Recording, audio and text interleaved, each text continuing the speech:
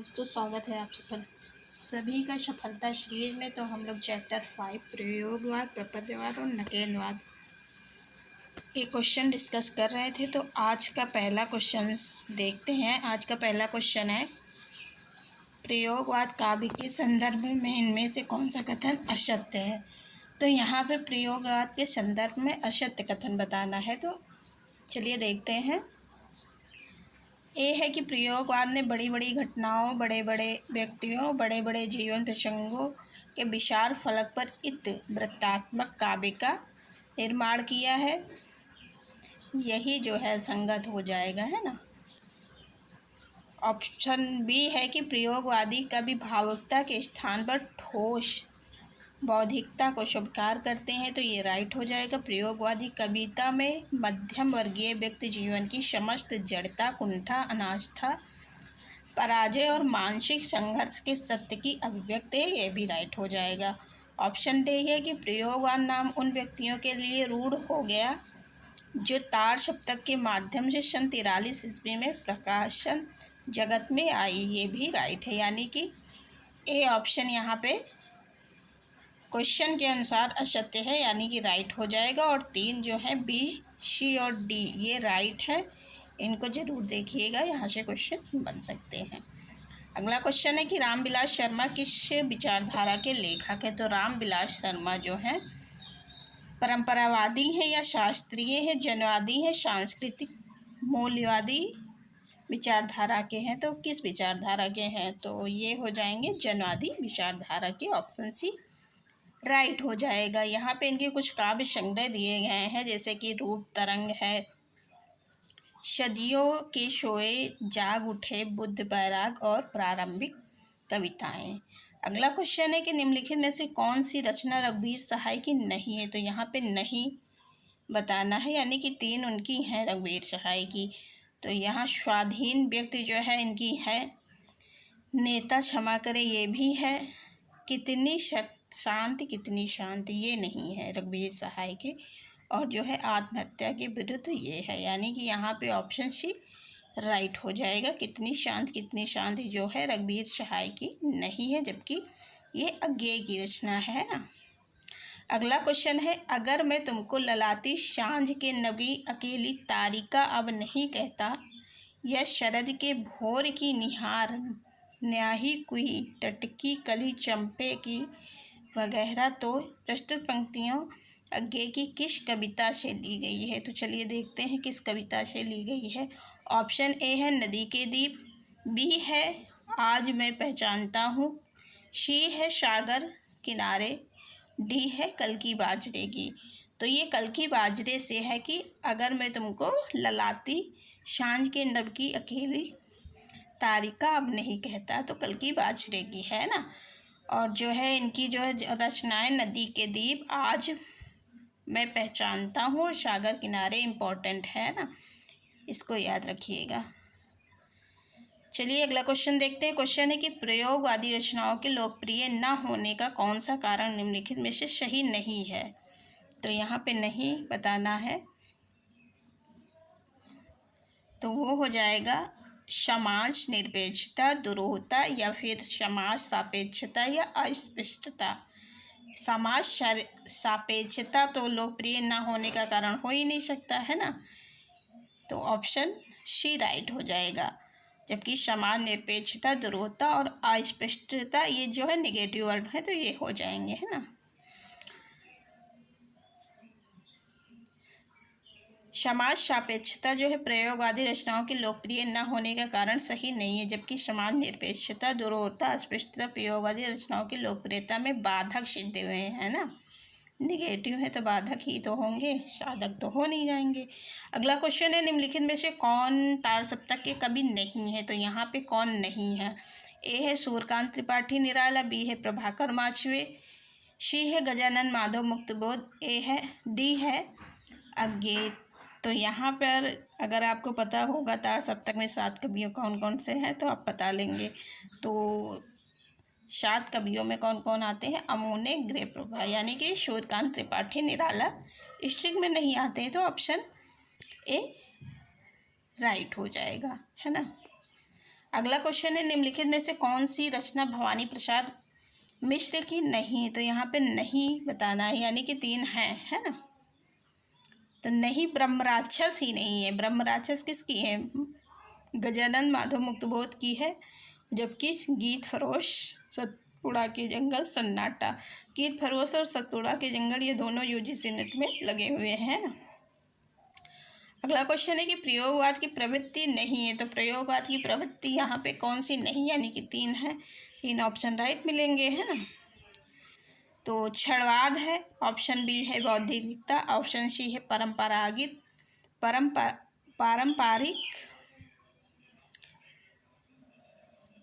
उपमानों का प्रयोग, और डी है दुखवाद। तो ये जो है पारंपरिक उपमानों का प्रयोग, यही जो है नहीं है, जबकि क्षणवाद, बौद्धिकता और दुखवाद है। चलिए देख लेते हैं प्रयोगवाद की प्रमुख प्रवृत्तियाँ कौन कौन सी रही हैं। तो यहाँ पे अहमवादी प्रवृत्ति का प्रधान रहा है, यथार्थवाद का आग्रह है, निराशावाद है, बौद्धिकता का प्रधान है, उपमानों की नवीनता है, साधारण विषयों का निरूपण, भाषा का प्रयोग किया गया है। अगला क्वेश्चन है कि निम्नलिखित में से कौन तार सप्तक के कवि नहीं है?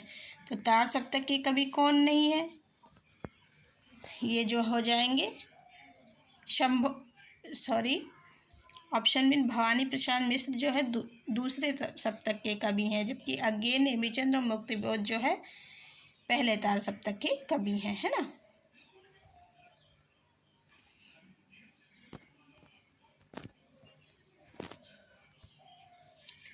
भवानी प्रसाद मिश्र तार सप्तक के कवि नहीं है। ध्यातव्य है कि तार सप्तक 43 का प्रकाशन अज्ञेय के संपादक में हुआ, इसी से प्रयोगवाद का प्रारंभ माना जाता है। तार सप्तक के 7 कवि कौन कौन से हैं? तो अज्ञेय है, रामविलास शर्मा है, मुक्तबोध है, प्रभाकर माचवे हैं, नेमिचंद्र जैन है, गिरजा कुमार माथुर और भारत भूषण अग्रवाल है, यानी कि 7 हैं। भवानी प्रसाद मिश्र किसमें है? शंभो शकु हरि नरे धर्म, यानी कि दूसरे ताप सप्तक में है ना। अगला क्वेश्चन है कि फैंटेसी शिल्प पर आधारित काव्य रचना कौन सी है? यानी कि फैंटेसी पे कौन सा लिखा गया है? तो आपको पता होगा कि अंधेर नगरी जब हम पढ़ा रहे थे तो फैंटेसी की बात आई थी, तो यही हो जाएगा ऑप्शन सी राइट। फैंटेसी शिल्प पर आधारित काव्य रचना कौन सी है? अंधेरे में के रचनाकार मुक्तिबोध है। मुक्तिबोध के अनुसार ज्ञान गर्भ फैंटेसी द्वारा सार रूप में जीवन की पुनर्रचना करता है।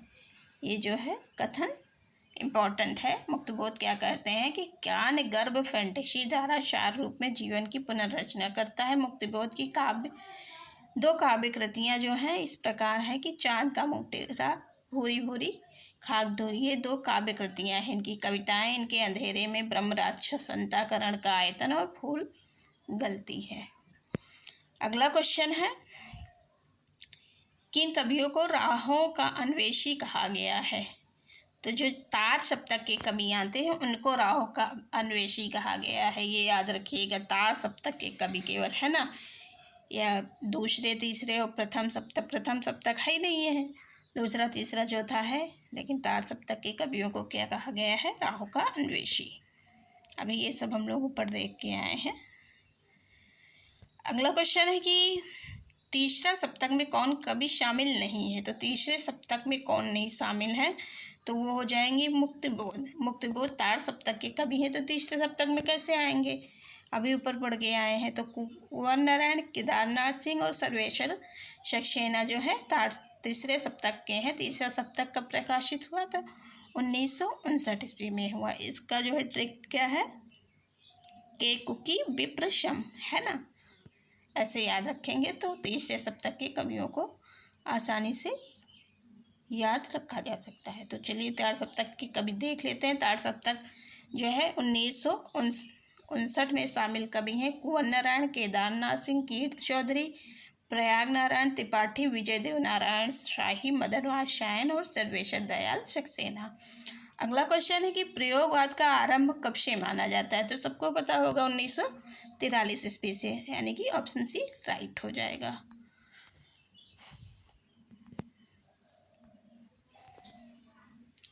अगला क्वेश्चन है कि प्रयोगवाद बैठे ठाले का धंधा है किसने कहा? तो ये कहा था नंद दुलारे वाजपेयी इस टॉपिक पे कितनी बार हम चर्चा कर चुके हैं, तो सबको याद हो गया होगा ना। प्रयोग और पैठे का धंधा है, किसने कहा? नंदलाल वाजपेयी ने। रामविलास शर्मा ने लिखा है कि प्रयोगवाद कविता में युग से उत्पन्न अनास्था, शंका, घुटन, कुंठा, भग्न आशा। भग्न आशा मतलब क्या होता है? भग्न में टूटना, आशा में इच्छाओं का टूटना। ये भग्नाशा में से एक पद के अन्वेषण की व्याकुल भावना दिखाई पड़ती है। ये कभी एक नए मार्ग का अनुसंधान करने के लिए व्याकुल हैं। जबकि डॉक्टर नगेंद्र ने प्रयोगवाद को क्या कहा है? शैलीगत विद्रोह, है ना। अगला क्वेश्चन है कि हाइकू किस देश की काव्य शैली? तो हाइकू जो है जापान से लिया गया है ना, ऑप्शन बी राइट हो जाएगा। हाइकू जापान देश की काव्य शैली है। हिंदी में हाइकू के सफल प्रयोग का श्रेय किसको है? तो अज्ञेय को दिया जाता है। इन्होंने छठे दशक यानी कि 1960 ईस्वी में अरि और करुणा प्रभामय में अनेक हाइकूनुमा छोटी कविताएं लिखी जो हाइकू के बहुत निकट हैं। पूछा जा सकता है कि अज्ञेय की कौन सी रचना जो है हाइकू के बहुत निकट है? तो वो हो जाएगा अरि और करुणा प्रभामय। अगला क्वेश्चन है, निम्नलिखित रचनाओं को उनके रचनाकारों के साथ सुमेलित करते हुए सही विकल्प का चुनाव कीजिए, है ना। एक तरफ रचनाएं हैं, एक तरफ रचनाकार है, तो चलिए सुमेलित करते हैं। तो संशय की एक रात किसकी है? तो ये हो जाएगा नरेश मेहता। नरेश मेहता कहाँ पे है? ए का हो जाएगा थर्ड, यानी कि तो ए का थर्ड किस ऑप्शन में है? तो बी और सी में है, यानी कि ए, डी और ए हमारा कट जाएगा। फिर चांद का मुंह टेढ़ा की लिखा है ना, चांद का मुंह टेढ़ा है, ये किसका है? तो ये हो जाएगा मुक्ति बोध का, यानी कि ऑप्शन बी का 1। तो बी का 1 कहाँ पे है? बी का 1 बी में दिखाई देता है, ऑप्शन बी यहाँ पे राइट हो जाएगा। आत्महत्या के विरुद्ध किसका है? तो आत्महत्या के विरुद्ध हो जाएगा रघुवीर सहाय का। अभी देख के आए हैं। संसद से सड़क तक किसका है? धूमिल का है ना, ऑप्शन बी यहाँ पे राइट हो जाएगा। चलिए अगला क्वेश्चन देखते हैं।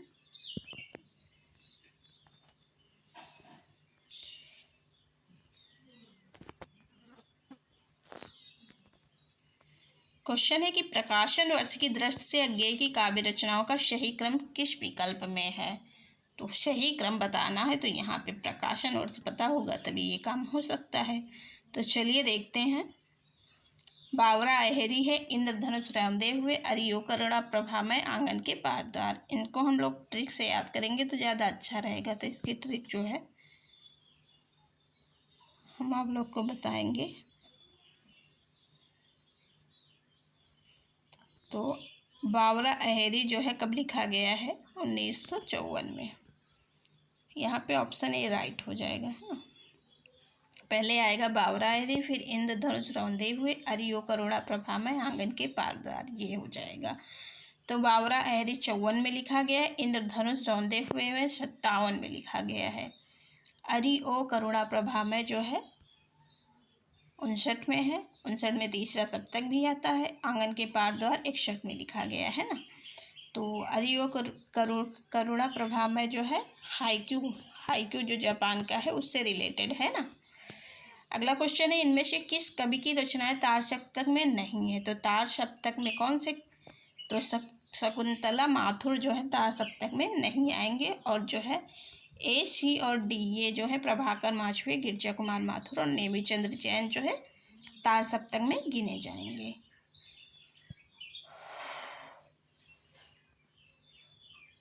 अगला क्वेश्चन है कि इनमें से किस कवि की रचनाएं तीसरे सप्तक में है? तो तीसरा सप्तक के कवि कौन है? तो केकू की विप्रशम, यानी कि केदारनाथ सिंह यहाँ तीसरे सप्तक के हो जाएंगे, है ना। भारत भूषण अग्रवाल, नरेश मेहता, हरिनारायण व्यास ये जो है नहीं है।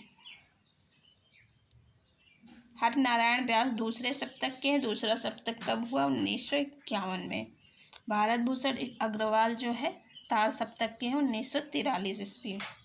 नरेश मेहता दूसरे सप्तक के कवि हैं। तीसरा सप्तक के कवियों का विवरण इस प्रकार है। चलिए देखते हैं तीसरे सप्तक में कौन कौन से कवि आते हैं। तो प्रयाग नारायण त्रिपाठी आते हैं, मदन वात्स्यायन, विजय नारायण शाही, कुंवर नारायण, सर्वेश्वर दयाल सक्सेना, केदारनाथ सिंह और कीर्त चौधरी तीसरे सप्तक में आते हैं। अगला क्वेश्चन है कि इनमें से किस कवि की रचनाएं चौथा सप्तक में हैं? तो वो हो जाएगा नंद किशोर आचार्य जो हैं चौथे सप्तक में आते हैं, है ना। नंद किशोर आचार्य की रचनाएं चौथा सप्तक में हैं। चौथा सप्तक में संकलित सात कवि कौन कौन से हैं? तो अवधेश कुमार हैं, राजकुमार कुंभज हैं, स्वदेश भारती हैं, नंद किशोर आचार्य है, सुमन राजे हैं, श्री राम वर्मा और राजेंद्र किशोर हैं। अगला क्वेश्चन देखते हैं। क्वेश्चन कि इनमें से प्रयोगवादी कविता से संबंधित कौन सा कथन गलत है? तो यहाँ पे गलत बताना है, यानी कि 3 ऑप्शन राइट है, तो यहाँ हम लोग को बोनस मिल जाएगा, यानी कि 3 ऑप्शन राइट मिलेंगे, है ना, ये बोनस है। तो एक रॉन्ग है, कौन सा रॉन्ग है चलिए देखते हैं। ए है कि इसमें जो है बौद्धिक स्तर पर अनुभूति की अभिव्यक्ति के लिए माध्यम की उपयोगिता स्वीकार की गई है। ऑप्शन बी है कि इनमें कविता के शिल्प को विषय वस्तु से अलग माना गया है। शिल्प को विषय वस्तु से अलग नहीं माना गया, यही रॉन्ग हो जाएगा, यानी कि यही गलत है, ऑप्शन गलत है, लेकिन यहाँ पे क्वेश्चन के अनुसार यही राइट हो जाएगा। सी है इनमें अभिव्यक्ति को अनुभूति के अनुकूल नए माध्यमों का प्रयोग करने की स्वतंत्रता है, तो ये राइट है। ऑप्शन डी है कि इसके अनुसार कोई भी अनुभूति अपने क्षण विशेष में उतनी ही महत्वपूर्ण है जितनी कि समूचे जीवन के मुक्ति के विस्तार की। डी भी राइट हो जाएगा। जो ऑप्शन यहाँ पे राइट उस पर ज़्यादा फोकस करिएगा, क्योंकि यहीं से क्वेश्चन ऑप्शन से उठा लिए जाते हैं, अगले एग्जाम में पूछ लिए जाते हैं। अगला क्वेश्चन है कि प्रयोगवाद की सबसे बड़ी विशेषता क्या है? विशेषताएं यही सब सही है, यानी कि, लेकिन सबसे बड़ी विशेषता प्रयोगवाद की जो है तो दर्शन से मुक्ति है ना। यहाँ पे प्रयोगवाद की प्रवृत्तियाँ जो हैं दी गई हैं, चलिए देख लेते हैं कौन कौन सी हैं। तो अहमवादी प्रवृत्ति का प्रधान है, यथार्थवाद का आग्रह है, निराशावाद है, बौद्धिकता का प्रधान है, उपमानों की नवीनता है, साधारण विषयों का निरूपण है, भाषा का प्रयोग है। अगला क्वेश्चन है निम्न में से कौन सा कवि तार सप्तक में शामिल नहीं है? तो तार सप्तक में जो है नरेंद्र शर्मा नहीं आएंगे, प्रभाकर माचवे, रामविलास शर्मा और नेमीचंद्र जैन आएंगे। नरेंद्र शर्मा तार सप्तक कवियों में शामिल नहीं है, बल्कि यह प्रेम और मस्ती का काव्य व्यक्तिवादी कवि के अंतर्गत आते हैं। नरेंद्र शर्मा की रचनाएं हैं पलाशवन, प्रभात फेरी, प्रवासी के गीत, मिट्टी और फूल, हंसमाला, रक्त चंदन आदि। प्रभाकर माचवे, रामविलास शर्मा, नेमीचंद जैन तार सप्तक के में शामिल कवि हैं। आज का लास्ट क्वेश्चन है कि निम्न में से किसका संबंध तार सप्तक से नहीं है? स्वच्छंदतावाद, मनोविश्लेषणवाद, अस्तित्ववाद और कलावाद। तो यहाँ पे स्वच्छंदतावाद राइट हो जाएगा। ये जो है प्रयोगवाद से संबंधित नहीं है, ये छायावाद से संबंधित है ना। तो आज का सेशन यहीं तक। अगर सेशन अच्छा लगा हो तो लाइक शेयर सब्सक्राइब करना ना भूले, और सफलता सीरीज में अवश्य जुड़े, जो कि नई भर्ती आने वाली है टीजीटी पीजीटी की यूपी की, तो वहाँ के लिए सीरीज़ बहुत इम्पोर्टेंट है। थैंक